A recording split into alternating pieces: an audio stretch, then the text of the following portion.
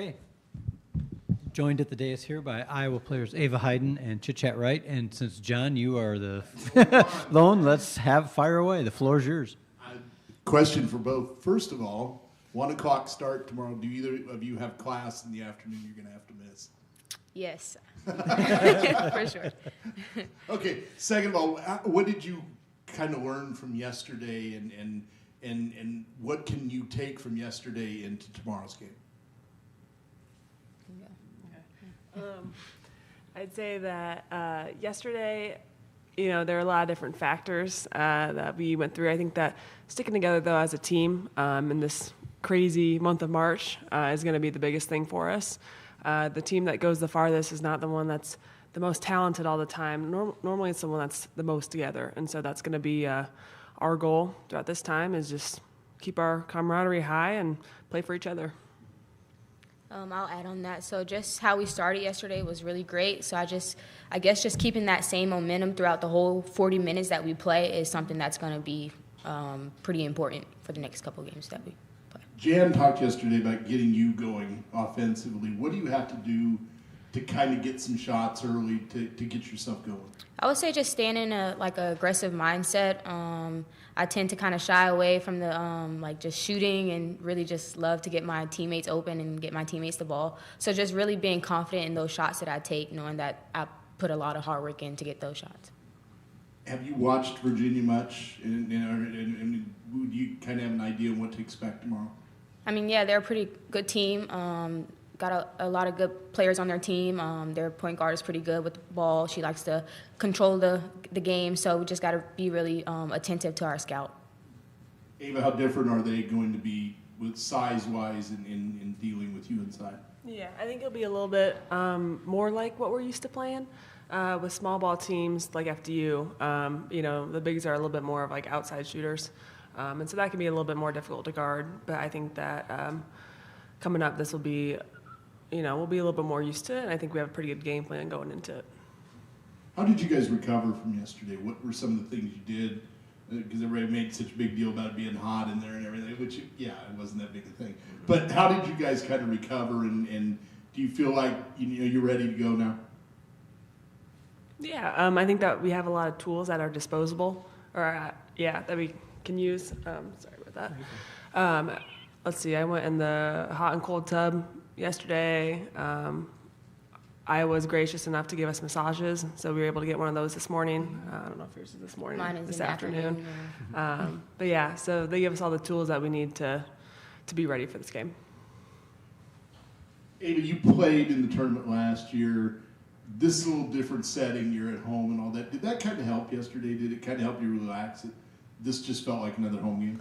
Yeah, having the Hawk fans here, that was so fun. The energy that they bring is something that we are thankful to be used to. And so being able to play in front of this environment, in front of these teams, really give us the edge over these games. What did you guys think of the early tip time tomorrow? Oh, I don't mind it. I mean, we've played all the different times throughout this year, so we'll be ready to roll. Anything else? All right, ladies, thank you so much. Good luck tomorrow. Thank you. Thanks.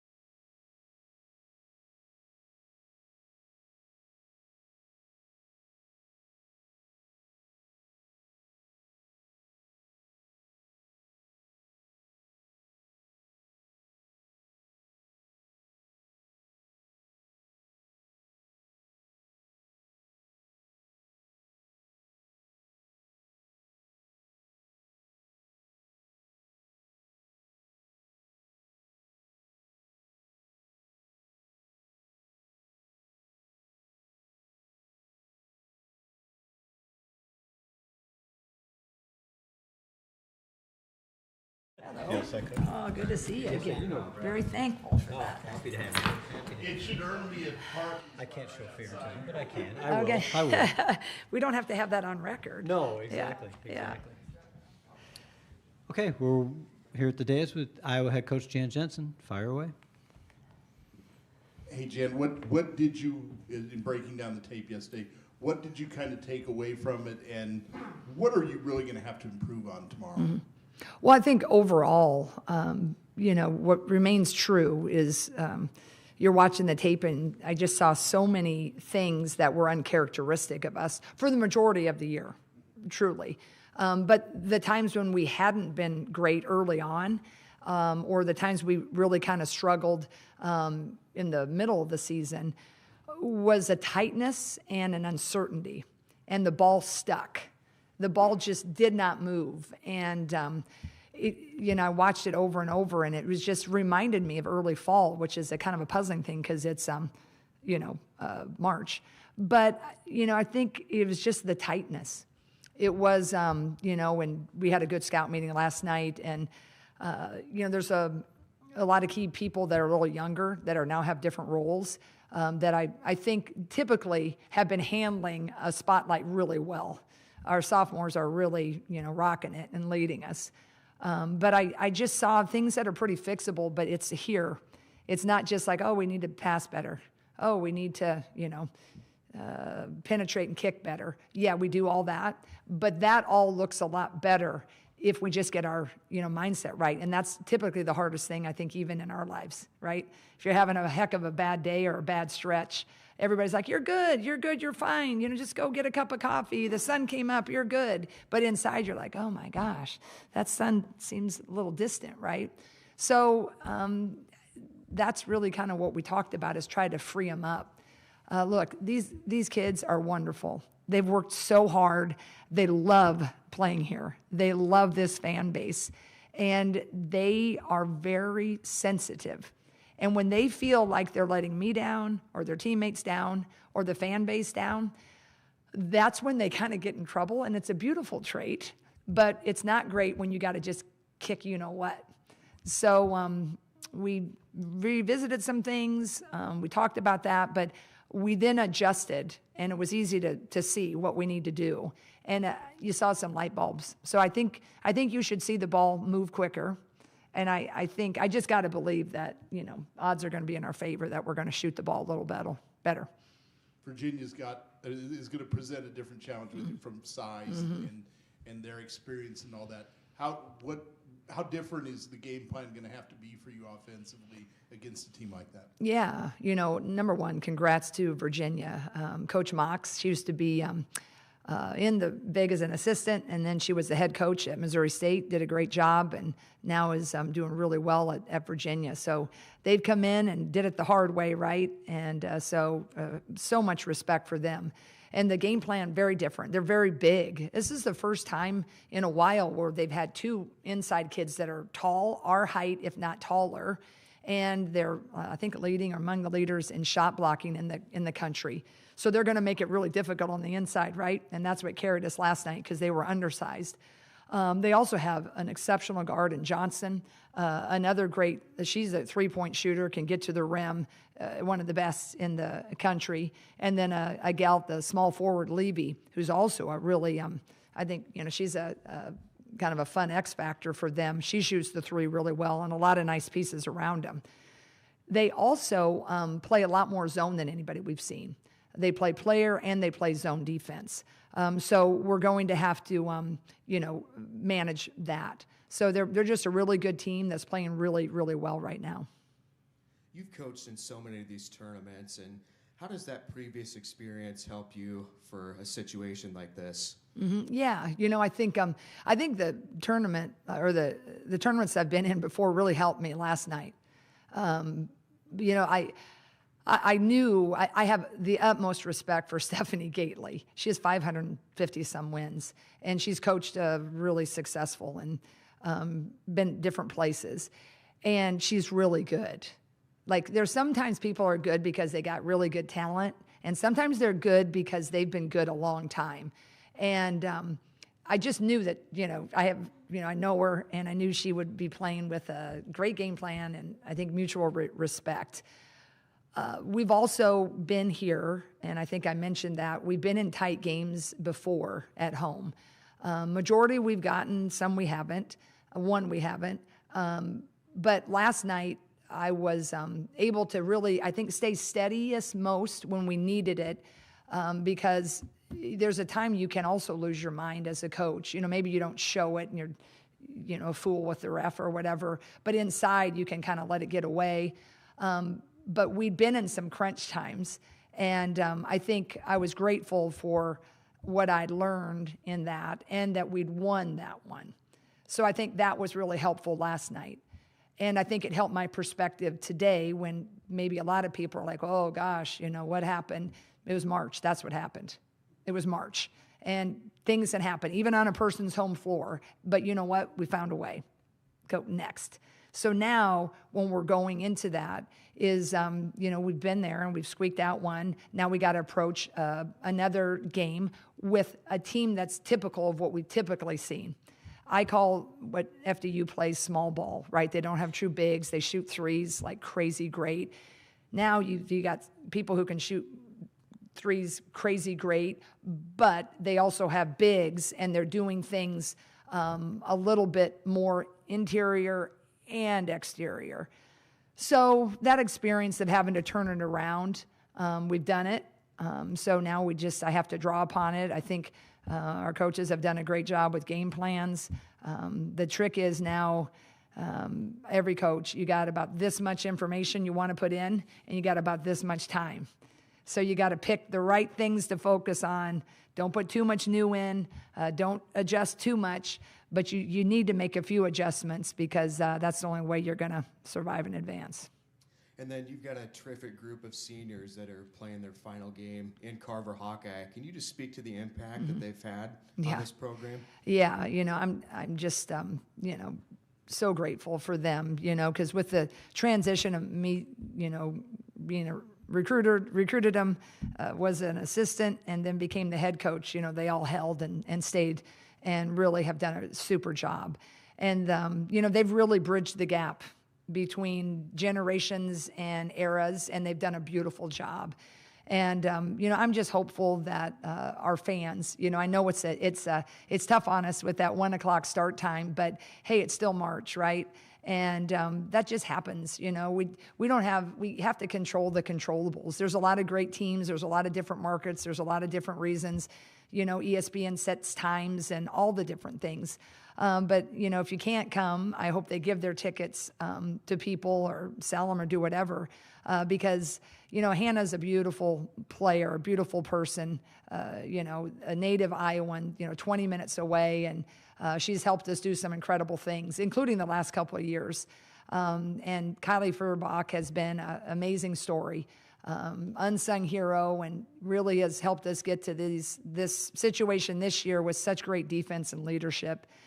Taylor McCabe, man, what a way for her year to end. But she leads as much as she can from her role now. And Jada Gyamfi has been a really great catalyst, even though she hasn't been on the floor. So if you, Hawk fans, you can find a way to, handle, I know the parking isn't ideal, but I also think we take a moment. The parking isn't ideal because we have one of the most amazing hospitals, and we're just so closely aligned with them. In everything I think athletics does, we try to support them, and certainly the hospitals support us. But that parking is tough, and we need to make sure that the hospital gets to do its job. So for that one day, we're going to have to park differently and get on a CAM bus and all the things. But I just really think that this fan base has been remarkable. And the people who are going to be there, whether it can be a sold out because it's a unique time, I know they'll be there with us in spirit. And the ones who are going to be there, they're going to be rocking it, because they'll do it for those seniors, but they're going to do it like they've done it ever since I've been here, since 2000. I'm sure you always get ticket requests. Excuse me. I'm sure you always get ticket requests. They may give you parking requests for tomorrow. Oh, yeah. I haven't looked at my texts. I'm a little bit behind, but I might have a few of those for sure. Virginia's now is unusual in the sense that they've played now 2 games in this tournament. Do you think they've got a little bit of momentum right now, and how can that be a factor tomorrow? Yeah, I really do. I think, you can, sports is all about angles. Oh, they played, they're going to be tired. Oh, they played, they have momentum. Oh, they play. You know what? It's March. The people, we just got to all find the will from within to win that 40 minutes. So I think they are playing well, and I think when you get to keep playing and you get a taste of it, right? And you're in a rhythm. I think that probably, it's weird. Like when you go into a tournament, even the Big Ten tournament, if you get a bye or double bye, you're playing someone that's already played before, and they're usually a little looser, right? But you still wouldn't give your double bye up. So Georgia probably wouldn't have given up the fact that they were a higher seed and didn't have to do the playing game. But Virginia, they felt pretty comfortable in that court, right? So I just think it's, again, you have to control the controllables. I just think, it's just, they're really good. They're playing really well right now. And I would like us to really bounce back and play like we're capable of playing. And I think it's going to be a really fun game for a shot at the Sweet 16. Colin Davies, KCRG. So Kylie mentioned that at that timeout in the fourth quarter the other day that you guys need to remind yourselves that you're the 2 seed for a reason. Because how do you go about kind of getting that swagger back, going in for the rest of the tournament here and that confidence? Yeah, I think that's been my kind of, with this group the whole year, we have a lot of wide-eyed new ones. The whole year now we're not as new, right? It's March, come on. But I think sometimes they don't always realize exactly what they've accomplished because they're overall really pretty humble kids. There's if you have one sometimes alpha who's a little bit on that edge that is like, we're freaking good or whatever, right? We're a little bit more, we can be pretty good, but that's not maybe our overall makeup. So when you're leaning into this, there's a lot of gratitude and a lot of appreciation. But when you get into the moment, I think it goes back to they don't want to let anybody down. They want themselves down, the coaches down, the teammates down. We can't worry about that. You got to lean on everything you've done. Sometimes I thought last night they forgot we'd won 24 regular season games and 26. You're here because you are better. We just need to use these 5-6 minutes to remember that. And I think they went out and it was like there was a little bit of freedom that kind of clicked. And I was really happy to see that. And that's what I've really focused on because it is March. Survive and advance is the theme. And you don't have time to get stuck in the comparisons and the why would this happen or whatever. I'm just thrilled that when it had to be done, Kylie and Hannah led us where we needed to go. And that's all that needs to be done in March. There's not a whole lot of style points. You just got to win. And I think this team knows that they do have the ability to be pretty doggone good. And I think that type of game situation, I'd like to think we'll see Monday. If that kind of, got the pressure off, we can play freer and then just lean into the moment. Thank you, Coach. Appreciate it. Good luck tomorrow. Appreciate it. Thank you guys for covering us. Thank you, sir.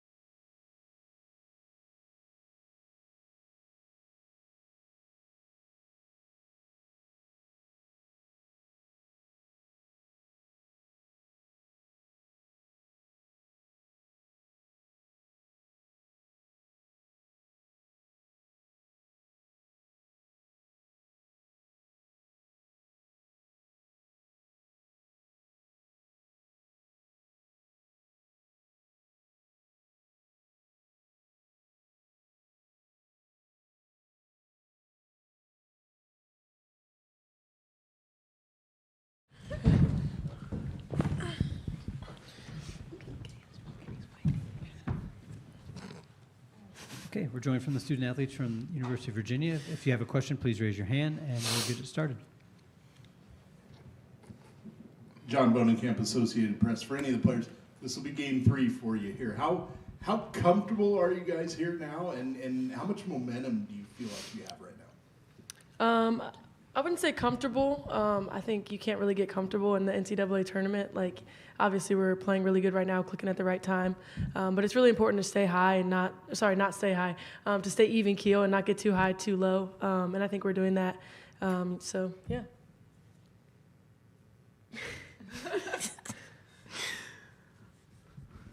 Yeah, Samaya, Jeff Linder, Cedar Rapids Gazette. Just the challenges that Ava Hayden, Hannah Stolke provide inside for you guys.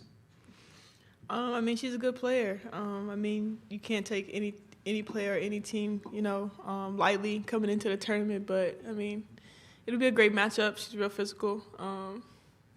Yeah, I mean, it'll be a great matchup. Luke Neer, WINA, Virginia Sports Radio Network. Question for Romy. Is part of your role in this team to be aggressive early and to get this team off to a good start? I'm just out there because, I'm playing hard because I love them. It's my last year. I came here for a reason, and I love my teammates. So I'm playing out there for them. I know I'm there for the energy. I'm there to do the little things, and I love my role. And I think I play into this role. So, yeah, love you guys. Love you too. Question for Mo. Just taking a look at the scope of this weekend, did you feel more freedom playing yesterday compared to, I guess, the grind of that first game? And is there a possibility you might even be more free as a team and as a group tomorrow? I think the intensity defensively was still pretty much the same for me. They were sitting 2 and 3 people at me. But I think, my teammates really stepped up. Samaya came out starting really, really aggressive from the jump. Romy hit big shots down the stretch. So I think, yes, it was a little bit more free, but, nothing's going to be easy, and we know that. Everybody, gives us their best shot, so, yeah. And also, just the camaraderie of the team this week. I know you had the long California trip, but this one's just as long. It's going to end up being longer. Does that build as far as camaraderie, since you're doing the same thing, hotel, food, meal, bus, every single day?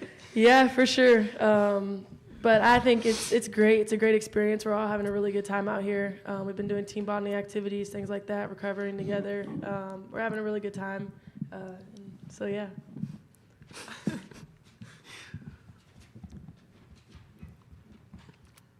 You say that about team bonding activities. What are some of the things you guys have done? Well, I think it was the second day we were here.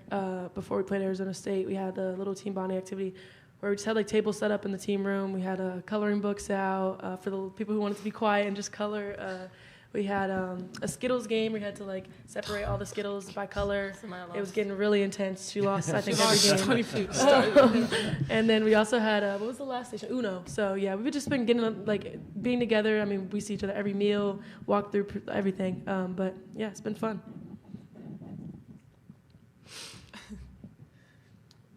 Any other questions? Hard to top that answer. So. Oh, Jack.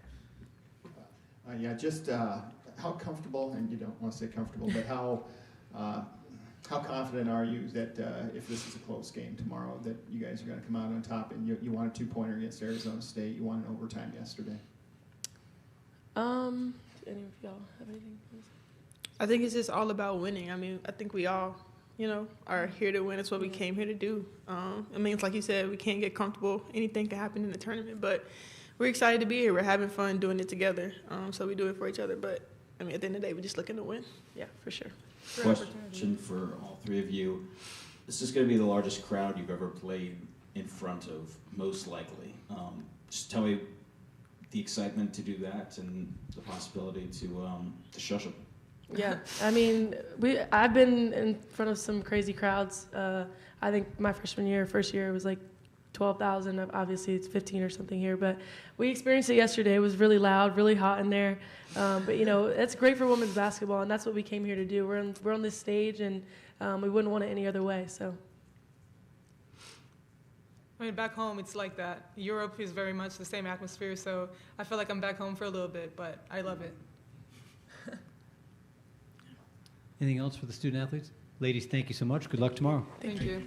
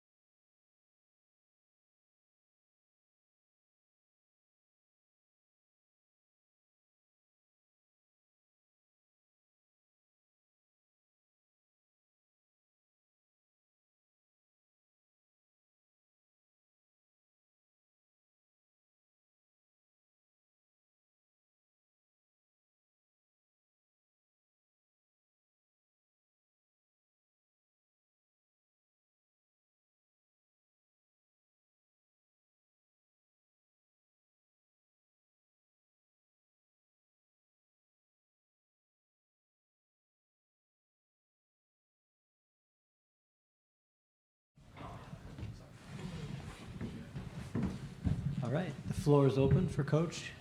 Whenever you're ready, raise your hand. We'll get you all set up.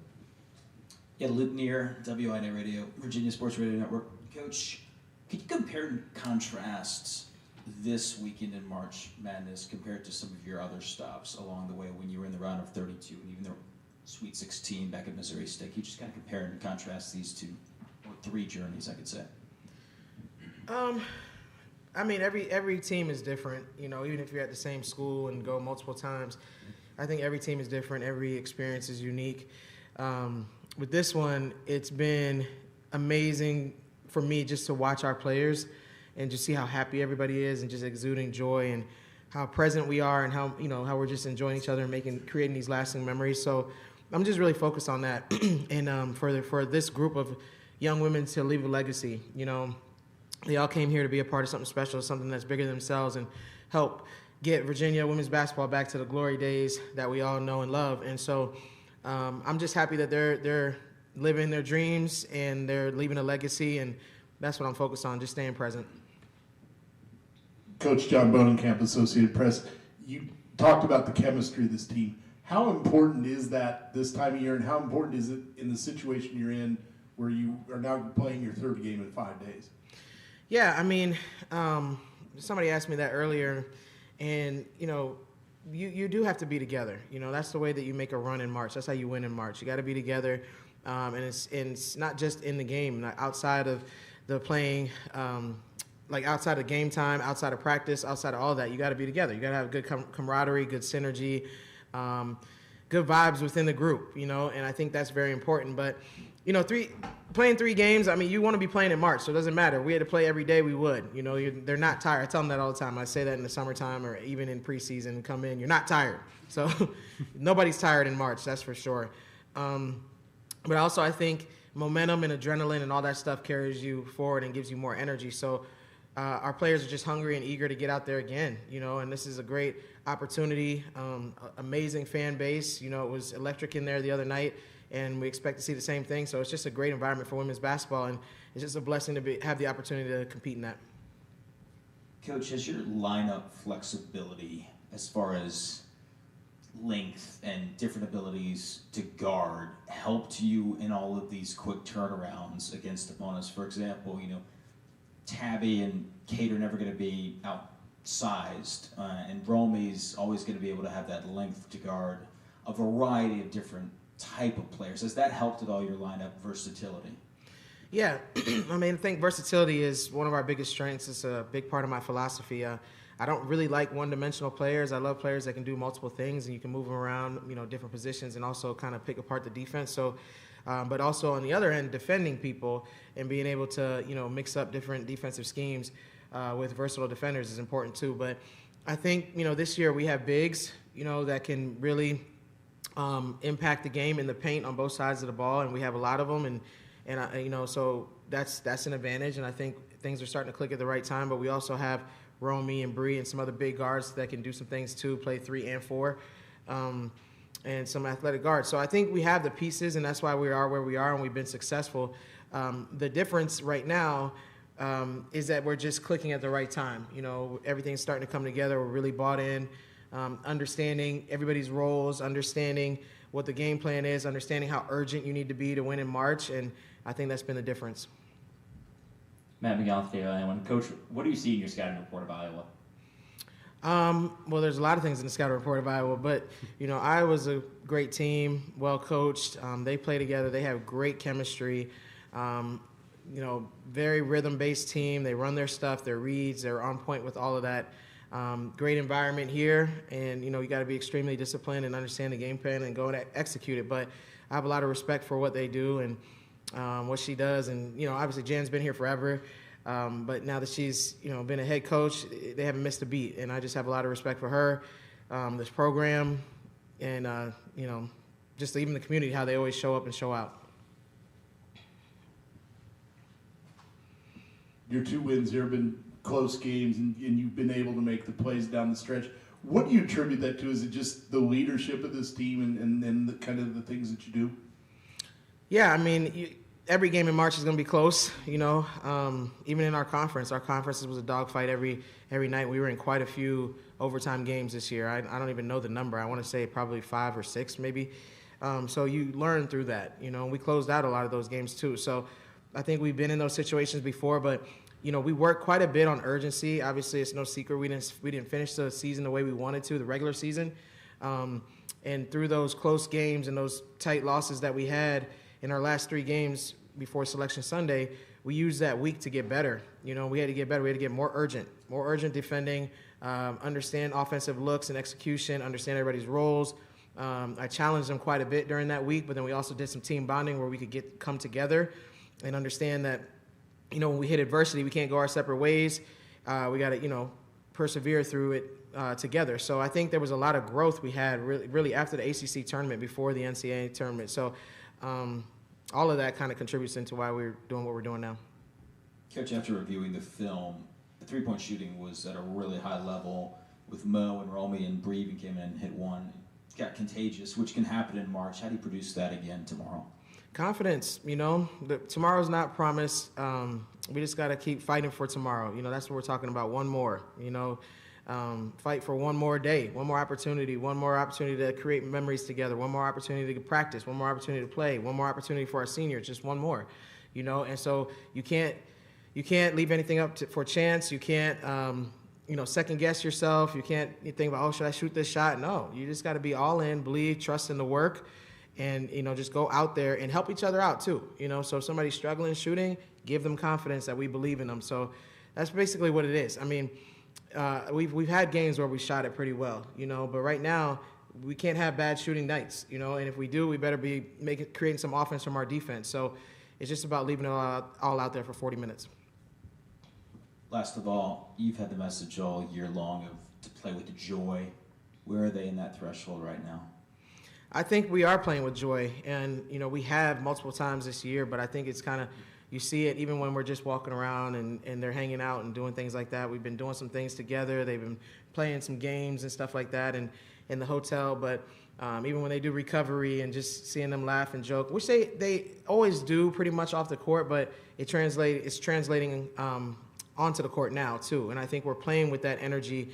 Even when, you know, the other team is punching back, we stop the bleeding, and you know, we're celebrating each other, benches into it, all of that. So that's a big part of it. I mean, March Madness, that's what you see. It's about joy, it's about passion, it's about, you know, the will to win, it's about togetherness, all of that. So I love that our team is embodying that. Okay, anything for Coach? Coach, thank you so much. Good luck tomorrow. All right, thank you.